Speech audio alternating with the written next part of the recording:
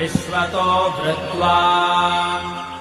అయ్యప్ప పవిత్ర పాదస్పర్శ వల్ల మహిషముఖి శరీరం నుండి విడుదలై శాప విమోచనం పొందింది లీలావతి. అయ్యప్పకు ప్రణమిల్లింది. స్వామి, తమ పవిత్ర పాదస్పర్శ చేత నాకు శాప విముక్తి కలిగింది. ఇక నేను తమకే సొంతం. నన్ను స్వీకరించి అనుగ్రహించండి స్వామి.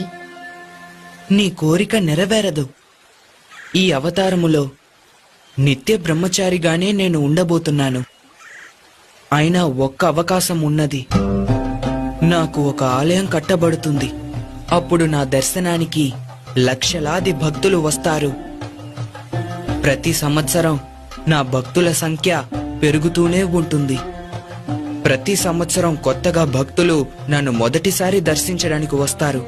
ఆ విధంగా ఏ సంవత్సరం అయితే కొత్త భక్తులు ఎవరు రారో అప్పుడు నేను నిన్ను వివాహం ఆడేదను. అంతవరకు ఎదురుచూడు. నా ఆలయానికి సమీపంలో నీకు కూడా ఒక ఆలయం కడతారు. నిన్ను మాళిగైపురత్తమ్మన్ మంజుమాత అని పిలుస్తూ భక్తులు పూజిస్తారు.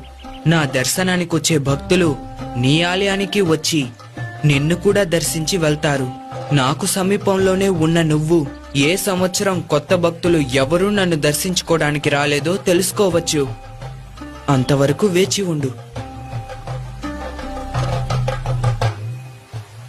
తమ చిత్తం ఇదే అయితే నా భాగ్యం కూడా ఇదే.